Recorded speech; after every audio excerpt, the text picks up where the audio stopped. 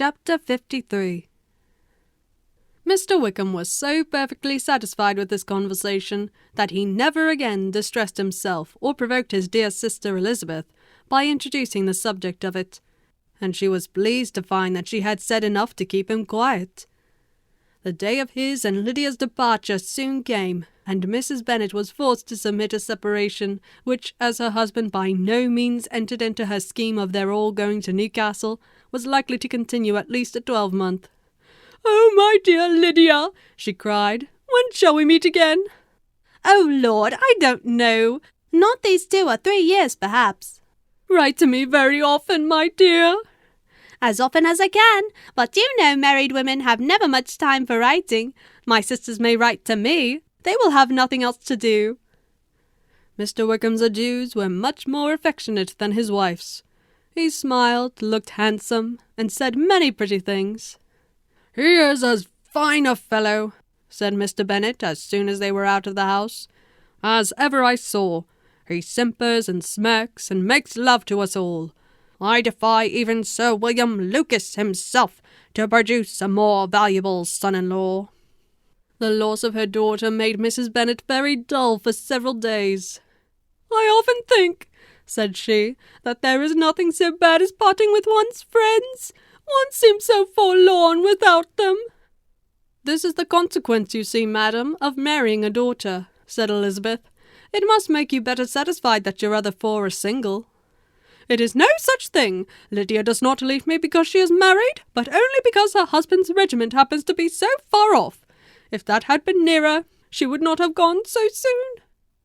But the spiritless condition which this event threw her into was shortly relieved, and her mind opened again to the agitation of hope by an article of news which then began to be in circulation. The housekeeper at Netherfield had received orders to prepare for the arrival of her master, who was coming down in a day or 2 to shoot there for several weeks. Mrs. Bennet was quite in the fidgets. She looked at Jane, and smiled and shook her head by turns. "Well, well, and so Mr. Bingley is coming down, sister," for Mrs. Phillips first brought her the news. "Well, so much the better. Not that I care about it, though. He is nothing to us, you know, and I'm sure I never want to see him again.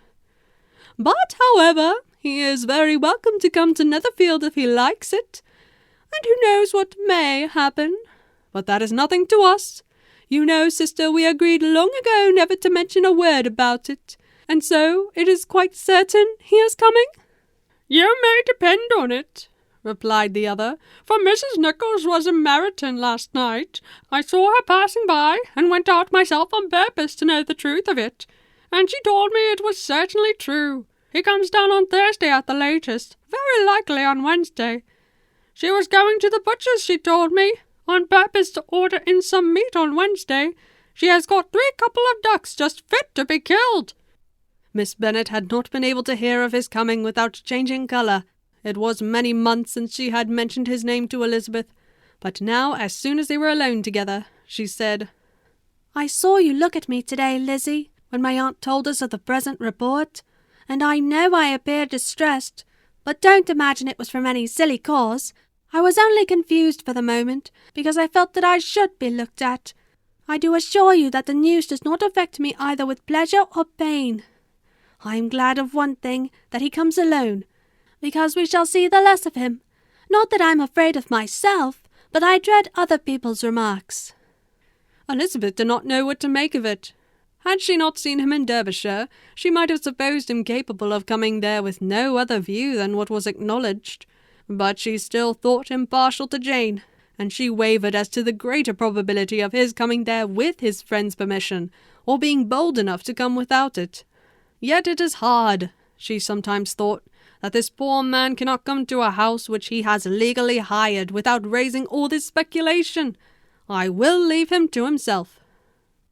In spite of what her sister declared and really believed to be her feelings in the expectation of his arrival, Elizabeth could easily perceive that her spirits were affected by it. They were more disturbed, more unequal than she had often seen them. The subject which had been so warmly canvassed between their parents about a 12-month ago was now brought forward again. "As soon as ever Mr. Bingley comes, my dear," said Mrs. Bennet. "You will wait on him, of course." "No, no.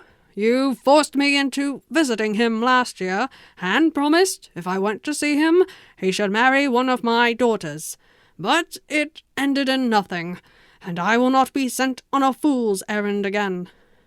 His wife represented to him how absolutely necessary such an attention would be from all the neighbouring gentlemen on his returning to Netherfield. "'Tis an etiquette I despise," said he. "If he wants our society, let him seek it. He knows where we live. I will not spend my hours in running after my neighbours every time they go away and come back again." "Well, all I know is that it will be abominably rude if you do not wait on him. But, however, that shan't prevent my asking him to dine here. I am determined. We must have Mrs. Long and the Goldings soon. That will make 13 with ourselves, so there will be just room at table for him." Consoled by this resolution, she was the better able to bear her husband's incivility, though it was very mortifying to know that her neighbours might all see Mr. Bingley in consequence of it before they did. As the day of his arrival drew near, "I begin to be sorry that he comes at all," said Jane to her sister. "It would be nothing. I could see him with perfect indifference, but I can hardly bear to hear it thus perpetually talked of. My mother means well, but she does not know, no one can know, how much I suffer from what she says. Happy shall I be when his stay at Netherfield is over." "I wish I could say anything to comfort you," replied Elizabeth, "but it is wholly out of my power. You must feel it, and the usual satisfaction of preaching patience to a sufferer is denied me, because you have always so much." Mr. Bingley arrived. Mrs. Bennet, through the assistance of servants, contrived to have the earliest tidings of it, that the period of anxiety and fretfulness on her side be as long as it could. She counted the days that must intervene before their invitation could be sent, hopeless of seeing him before. But on the 3rd morning after his arrival in Hertfordshire, she saw him from her dressing-room window enter the paddock and ride towards the house. Her daughters were eagerly called to partake of her joy. Jane resolutely kept her place at the table, but Elizabeth, to satisfy her mother, went to the window. She looked, she saw Mr. Darcy with him, and sat down again by her sister. "There is a gentleman with him, mamma," said Kitty. "Who can it be?" "Some acquaintance or other, my dear, I suppose. I am sure I do not know." "La!" replied Kitty, "it looks just like that man that used to be with him before. Mr. What's-his-name, that tall, proud man." "Good gracious, Mr. Darcy! Well, any friend of Mr. Bingley's will always be welcome here, to be sure. But else I must say that I hate the very sight of him." Jane looked at Elizabeth with surprise and concern. She knew but little of their meeting in Derbyshire, and therefore felt for the awkwardness which must attend her sister in seeing him almost for the first time after receiving his explanatory letter. Both sisters were uncomfortable enough. Each felt for the other, and of course for themselves, and their mother talked on of her dislike of Mr. Darcy, and her resolution to be civil to him only as Mr. Bingley's friend, without being heard by either of them. But Elizabeth had sources of uneasiness which could not yet be suspected by Jane, to whom she had never yet had courage to show Mrs. Gardiner's letter, or to relate her own change of sentiment towards him. To Jane he could be only a man whose proposals she had refused, and whose merits she had undervalued. But to her own more extensive information he was the person to whom the whole family were indebted for the first of benefits, and whom she regarded herself with an interest, if not quite so tender, at least as reasonable and just as what Jane felt for Bingley. Her astonishment at his coming to Netherfield, to Longbourn, and voluntarily seeking her again, was almost equal to what she had known on first witnessing his altered behaviour in Derbyshire. The colour which had been driven from her face returned for half a minute with an additional glow, and a smile of delight added lustre to her eyes, as she thought for that space of time that his affection and wishes must still be unshaken. But she would not be secure. "Let me first see how he behaves," said she. "It will then be early enough for expectation." She sat intently at work, striving to be composed, and without daring to lift up her eyes, till anxious curiosity carried them to the face of her sister as the servant was approaching the door. Jane looked a little paler than usual, but more sedate than Elizabeth had expected. On the gentleman's appearing, her colour increased. She received them with tolerable ease, and with a propriety of behaviour equally free from any symptom of resentment, or any unnecessary complaisance. Elizabeth said as little to either as civility would allow, and sat down again to her work with an eagerness which it did not often command. She had ventured only one glance at Darcy. He looked serious as usual, more as he had been used to look in Hertfordshire than as she had seen him at Pemberley. But perhaps he could not in her mother's presence be what he was before her uncle and aunt. It was a painful, but not an improbable conjecture. Bingley she had likewise seen for an instant, and in that short period saw him looking both pleased and embarrassed. He was received by Mrs. Bennet with a degree of civility which made her two daughters ashamed, especially when contrasted with the cold and ceremonious politeness of her courtesy and address of his friend. Elizabeth particularly, who knew that her mother owed to the latter the preservation of her favourite daughter from irremediable infamy, was hurt and distressed to a most painful degree by a distinction so ill applied. Darcy, after inquiring of her how Mr. and Mrs. Gardiner did, a question which she could not answer without confusion, said scarcely anything. He was not suited by her. Perhaps that was the reason of his silence, but it had not been so in Derbyshire.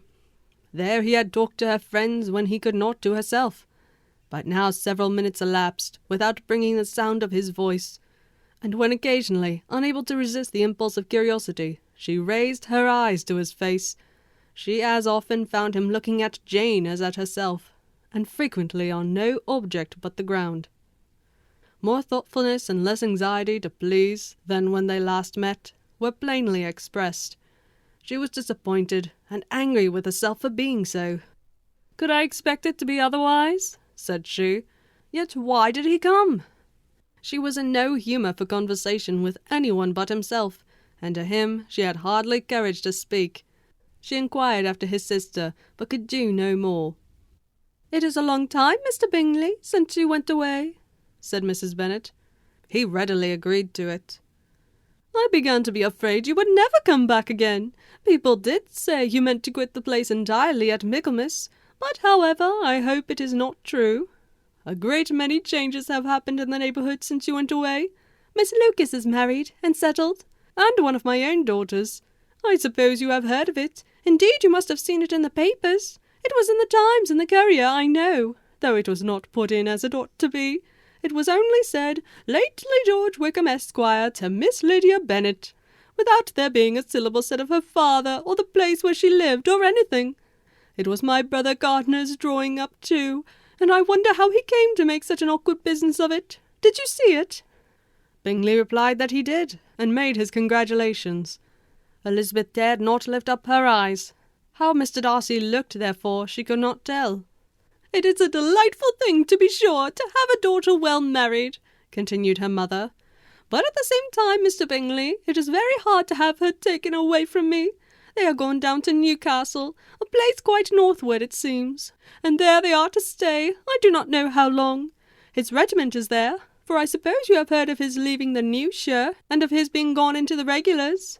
Heaven, he has some friends, though, perhaps not so many as he deserves."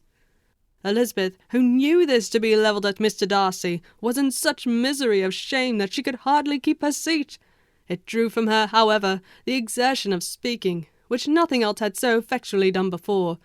"When you have killed all your own birds, Mr. Bingley," said her mother, "I beg you will come here and shoot as many as you please of Mr. Bennet's manor. I am sure he will be vastly happy to oblige you, and will save all the best coveys for you." Elizabeth's misery increased at such unnecessary, such officious attention. Were the same fair prospect to arise at present as had flattered them a year ago, everything, she was persuaded, would be hastening to the same vexatious conclusion. At that instant she felt that years of happiness could not make Jane or herself amends for moments of such painful confusion. "The first wish of my heart," said she to herself, "is never more to be in company with either of them. Their society can afford no pleasure that will atone for such wretchedness as this. Let me never see either one or the other again." Yet the misery for which years of happiness would offer no compensation received soon afterwards material relief from observing how much the beauty of her sister rekindled the admiration of her former lover. When first he came in, he had spoken to her but little, but every 5 minutes seemed to be giving her more of his attention. He found her as handsome as she had been last year, as good-natured, and as unaffected, though not quite so chatty. Jane was anxious that no difference should be perceived in her at all, and was really persuaded that she talked as much as ever. But her mind was so busily engaged that she did not always know when she was silent. When the gentlemen rose to go away, Mrs. Bennet was mindful of her intended civility, and they were invited and engaged to dine at Longbourn in a few days' time. "You are quite a visit in my debt, Mr. Bingley," she added, "for when you went to town last winter you promised to take a family dinner with us as soon as you returned. I have not forgot, you see, and I assure you I was very much disappointed that you did not come back and keep your engagement." Bingley looked a little silly at this reflection, and said something of his concern at having been prevented by business. They then went away. Mrs. Bennet had been strongly inclined to ask them to stay and dine there that day, but though she always kept a very good table, she did not think anything less than 2 courses could be good enough for a man on whom she had such anxious designs, or satisfy the appetite and pride of one who had 10,000 a year.